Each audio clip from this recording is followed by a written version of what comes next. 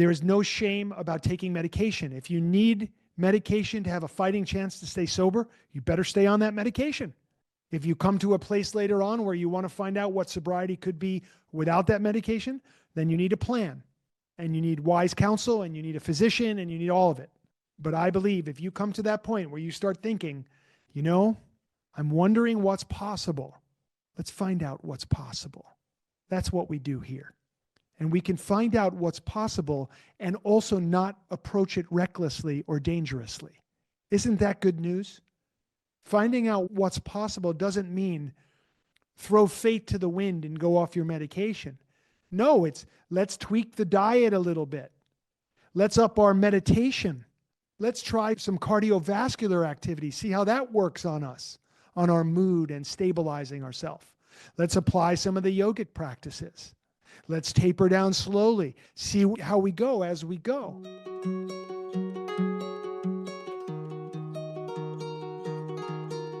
All right. I see Michelle. Hi, Tommy. Hi, Michelle. How are you? Well, thanks for having us all. Oh, yeah. I have a question for you that has been talked about ad nauseum in the recovery setting, but here I am again to ask it again. I am really, I find myself in the area stuck between love and shame, that in my current situation, I'm trying to wean down off of buprenorphine, a pain medication I'm on, that when I'm trying to lower my dose and pain arises and I feel I want to take more than I told myself I would take that day to wean down, I feel like if I love myself in that moment, my opt-in is to allow myself to have more, because it's a struggle not to. And then what happens if I do that is the next morning or even immediately after, I feel shame. What an incredible question. Thank you for sharing with the group. We're going to dig in here. It's interesting. You speak to people who have been on pain meds for a long time. And I've only ever heard from people who've been on pain meds for a long time that the pain never goes away. And that as long as they stay on the pain meds, that's the way that they can manage the pain that arises. But they'll report that when they try to go off, or even if they miss a dose, or they play around a little bit at the edge of what arises as discomfort or pain, they'll notice that, nope, I have to take this medication. I have to, because this is the way that I can keep this pain at bay. Now, this brings up a really interesting exploration around the nature of pain and the way that the mind-body system manages pain or receives that pain or understands that pain. Because we have people in this room right here tonight who were on very powerful medication for long, long periods of time in their life. And they will tell you that they would never have gotten off of that medication if they didn't face the inevitable pain that arose and change their relationship with that pain. Now, that's a heavy thing I just said. It indicates that one can change one's relationship with pain in order to move into a different experience of it. And these people that I'm referring to in the room right now, and many people that I've worked with, many, many, many people, all report the same thing. As long as I stayed on the medication, the pain always came. And when I was weaning off the medication, or some of them even went cold turkey, which I don't necessarily recommend one way or the other, but that's what their method was, they recognized wow, I'm in pain. And what they reported in the months and years later, as they recovered and they were able to let go of medication completely, and again, there's no shame one way or the other. It's just an experience. We're just having an experience. So you're having an experience of weaning down off this medication. I have no judgment of it. I don't think anyone in the room has judgment of it. It's just an experience you're having. And some part of you has asked to experience life without that medication. And so you're trying this, you're in this experiment of letting go of it, and you're noticing, I'm guessing, you're noticing that as you get lower and lower, that at points, the pain shows up again. And that at those points, now you're in that incredibly difficult place, which I'm going to call you have a mental challenge in those moments. And you'll say, and anyone would say, well, wait a minute, Tommy, it's pain. It's a physical thing. I'm feeling it in the body. And I would say, yes, that is the perception. And the problem is at the level of mind. The problem is at the level of mind. And so the question then becomes twofold or threefold. One, am I supposed to be on this medication? If so, at what dose? I've said I want to try to get off of it. Is that possible? And how do I move beyond these moments of pain that I'm feeling? What will be my way of moving forward? And it's going to be a combination, is what has been reported to me and what I reflect on in my own recovery from heroin and cocaine addiction and alcoholism. There is no question that I am going to come face to face with my mind and the part of me that wants to continue to do this behavior. It's coming. It's coming for me. And there's no question about it. And when it arises, I will not be surprised. And this is where we have to start to do the battle. We have to battle with the old part of ourself, which you want to shed that part of yourself like a snake sheds its skin. And you're going to be in that birthing process of birthing a new part of you that no longer requires this medication. You're literally changing your mind. You're literally changing your body. You're changing your relationship with pain. You're changing your relationship with time. And could there be anything more difficult? Oh my goodness. Because the parts of you that are used to the dealing with that pain by taking the medication are going to be screaming out. And they're going to be very convincing voices. Very convincing voices. Raise your hand if you understand what I'm talking about right now. Okay, that's everybody. Because we have all been in that place where we knew something was no longer good for us, but we didn't 100% want to stop yet. But a part of us did. And it was a loud enough part of us that we stayed in the struggle, and that's where the shame comes from. See, we think the shame is a sense of like, I'm bad, I'm wrong. It's not. It is that sense of I'm wrong, but that's not actually what's going on. All it is that your soul, your actual soul, is trying to have an experience. The medication is getting in the way of the soul's experience, and the soul is not happy about that. And it's a little nudge from the soul that says, we can do this the easy way or we can do this the hard way. And the easy way, in the mind of the person that's still in the frequency of wanting to do this thing, even just a little bit, what seems like the easier, softer way is to take the medication. Because and we spoke tonight about the path of discovery, that we don't know what we're about to discover. That's the hard thing about being on the path of discovery, is all your sense of knowing what's going to happen is gone. That's the whole rub of being on a path of discovery in the first place. You're committing to be in the present moment, which is the unknown. But the known part of you is like, I know how this will feel if I take this medication. And I know that this pain is going to settle down and I'm going to be okay again. Now, it wouldn't be my place to suggest to you or anybody that you should or should not take medication under any circumstances. I can only point out that what I have experienced myself and what many people in our community have experienced in putting down a medication or any addictive substance or behavior is that there was always this period of extreme conflict. And it's the conflict that is the problem. And it's exhausting. You probably know. The conflict is exhausting. My prayer when I got sober was, please make it stop. Make it stop. Make my head, please, I want the war to be over. And I meant that. I would be happy to use drugs if 100% of me knew it was the right thing to do. Or I would be happy to be sober if 100% of me knew it was the right thing to do. The problem was I couldn't get to the 100% right away. And you've got one part of you screaming out here for this, but your soul is screaming out for this other thing, and they are doing battle. And what happens is we get this thing called fatigue. We become tired. We become tired of the fight. And so we give in.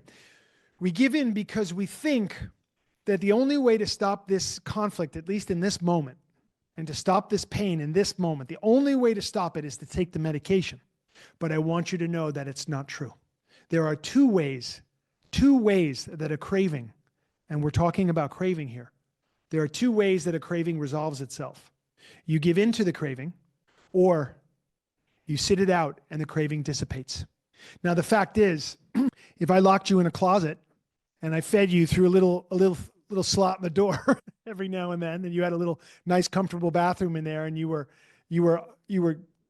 by yourself and you were not allowed out, but I was feeding you really amazing juices and really amazing food, and I was like putting mantra into the room, and it was like a nice feeling for you in there, eventually your craving would be gone. Eventually. And you wouldn't die. And it is my belief, because of conversations that you and I have had previously, that you would find yourself through that pain. That pain would not kill you. That pain would dissipate over time. Now, you would need a few more things than just your isolation in there with the mantra and the food. You would need love, and you would need conversation, and you would need to talk it out, and you would need to be able to express the pain of the moment and have someone speak through it with you, so that you could get through another day, you could put your head down on the pillow, and you had not needed to take the medication that day, and you woke up the next day and you felt better. But then it would come back again, like ebbing and flowing, and you would go through it again, and you would go through it again, and you would talk it out, and you would do some reading, and you would do some writing, and you would get inspired about the possibility of healing fully and being beyond this mechanism of pain showing up in your body anymore. Now, I know this is possible for me.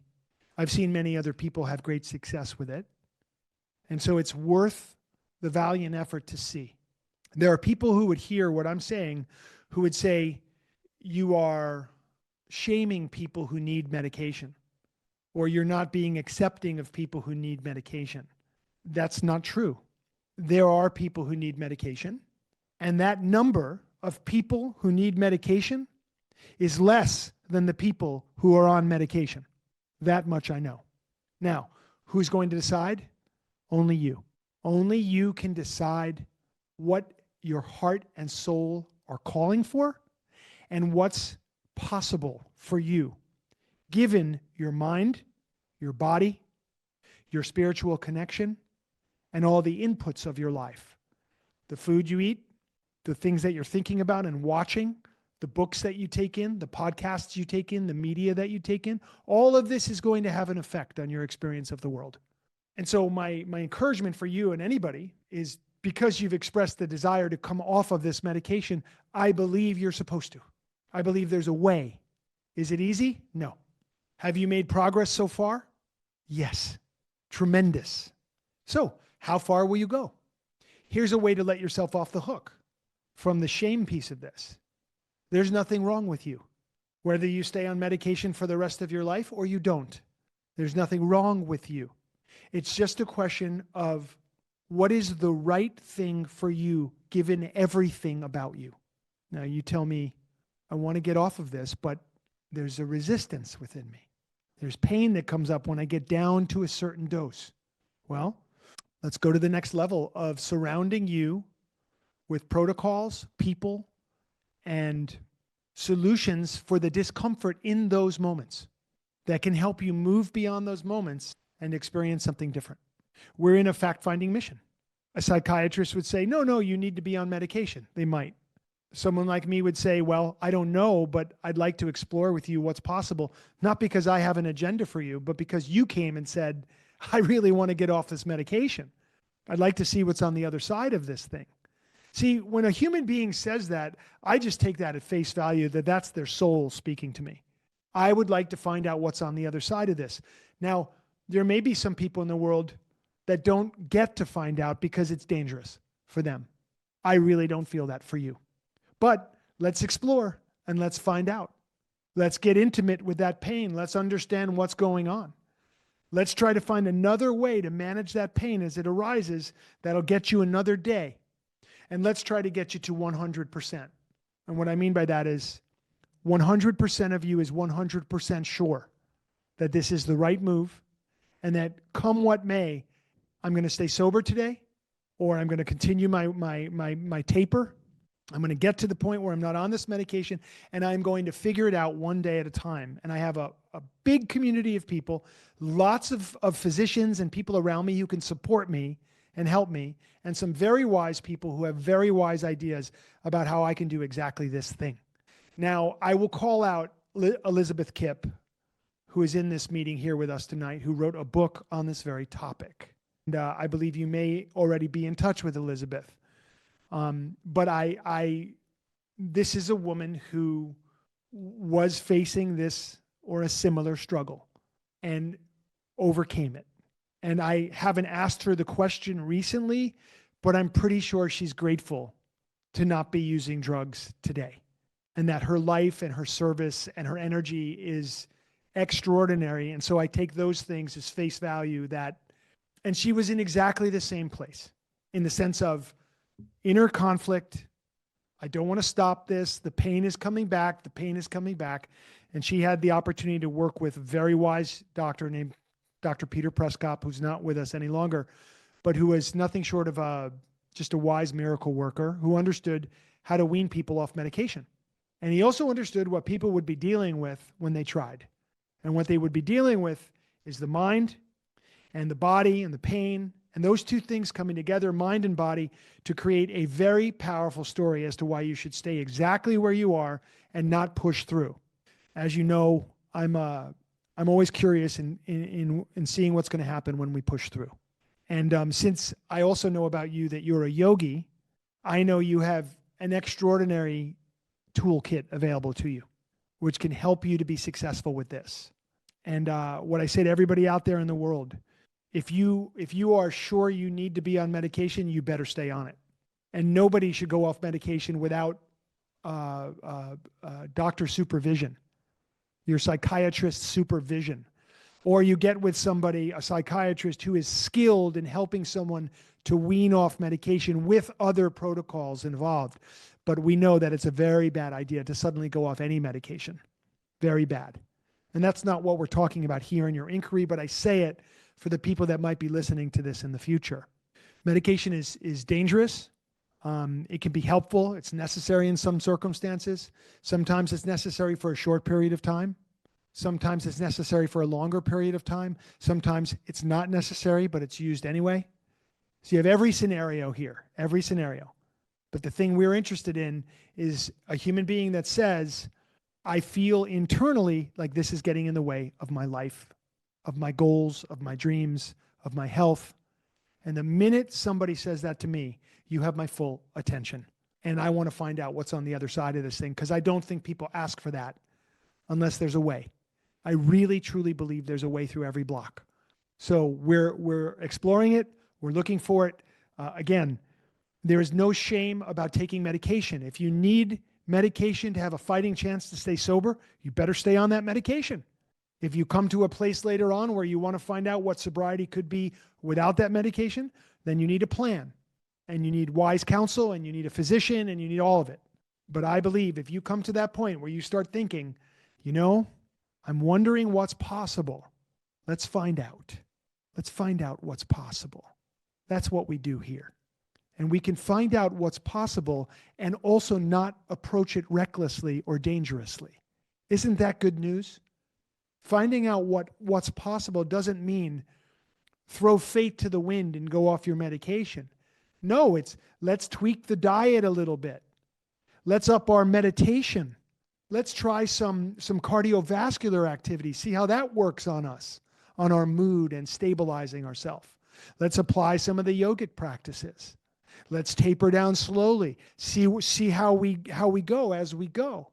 So there's very strategic and very effective ways of doing this. And I love that there's a burgeoning field in psychiatry of people who are trained to help people get off of medication. How about that? How cool is that? That there are people that now they specialize in this. So I love this inquiry so much. I want to come back to you and ask what comes up for you as you hear me exploring this with you and everybody. What resonates for you? What are you feeling? I'm feeling it's exactly what I needed to hear. Thank you. Okay, beautiful, beautiful. Let's keep going. Let's keep going. Okay, thank you so much for the inquiry. I really so appreciate it, and it's unbelievably relevant for everybody right now, really. So thank you.